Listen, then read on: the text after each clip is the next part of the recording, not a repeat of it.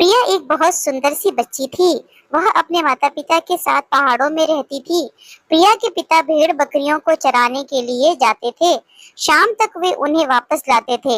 इसके बदले में गांव वाले उन्हें कुछ पैसे देते थे, जिनसे उनकी गुजर बसर हो जाती थी। एक दिन प्रिया ने अपने पिता से जिद की कि वह भी पहाड़ पर चलेगी।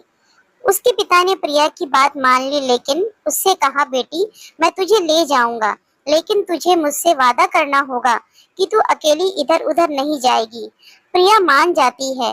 प्रिया के पिता उसे गोद में उठाकर दूसरे हाथ में लाठी लेकर भेड़ों के साथ पहाड़ों पर चढ़ने लगते हैं। पहाड़ पर पहुंचकर वे बहुत थक जाते हैं। पहाड़ों के पीछे एक बड़ा सा हरी घास का मैदान था।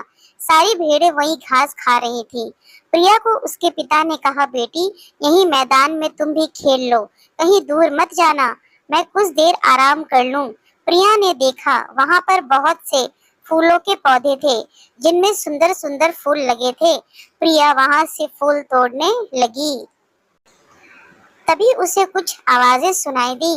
हमें बचा लो, हमें बचा लो। यह आवाज सुनकर प्रिया डर गई। वह दौड़कर अपने पिता के पास जाने लगी, लेकिन उस आवाज में इतना दर्द था कि वह उसी दिशा में चल दी जहां से आवाज आ रही थी। वहीं पास में ही प्रिया ने देखा कि एक छोटी सी सफेद कपड़े की पोटली पड़ी है।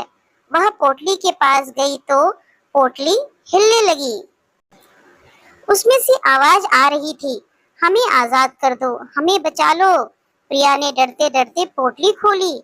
पोटली अभी पूरी खुली भी नहीं थी कि उनमें से 3-4 रंग बिरंगी चिड़िया उड़कर बाहर आ गई। प्रिया डर गई, लेकिन उनमें से एक चिड़िया ने प्रिया के सामने आकर कहा, डरो नहीं, हम तुम्हें नुकसान नहीं पहुंचाएंगी।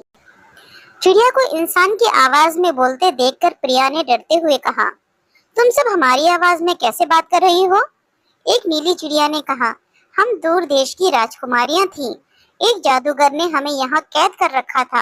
हमारे पिता से उसने हमें छोड़ने के बदले राज्य मांग लिया। राज्य लेने के बाद भी उसने हमें नहीं छोड़ा। प्रिया ने पूछा, लेकिन अब क्या होगा? तुम वापस अपनी असली रूप में कैसे आओगी? यह सुनकर एक चिड़िया ने बताया, इस पोटली को अगर तुम तोड़ दो तो जादूगर का जादू खत्म हो जाएगा और हम असली रूप में आ जाएंगी।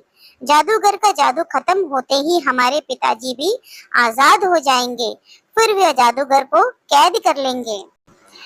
प्रिया बोली, बस इतनी सी बात। यह कहकर प्रिया उस पोटली को उठाकर जोर से जमीन में मारती है। पोटली मिट्टी की थी, वह टूट जाती है। पोटली के टूटते ही चारों राजकुमारियां अपने असली रूप में आ जाती हैं। एक राजकुमारी अपना सुंदर सा मुकुट प्रिया को देती है। एक राजकुमारी प्रिया को अपने कपड़े देती है और उसके कपड़े खुद पहन लेती है। उसके बाद वे चारों राजकुमारियां वहां से चली जाती हैं। प्रिया अपनी सुध-बुध खोकर सब देखती रहती है। कुछ देर में उसके पिता प्रिया के पास आते हैं। वह देखते हैं कि प्रिया बहुत सुंदर कपड़े पहने और सोने का मुकुट लगाए बैठी है, तो वह उससे पूछते हैं कि ये सब कहाँ से आया। तब प्रिया उन्हें सारी बातें बता देती है।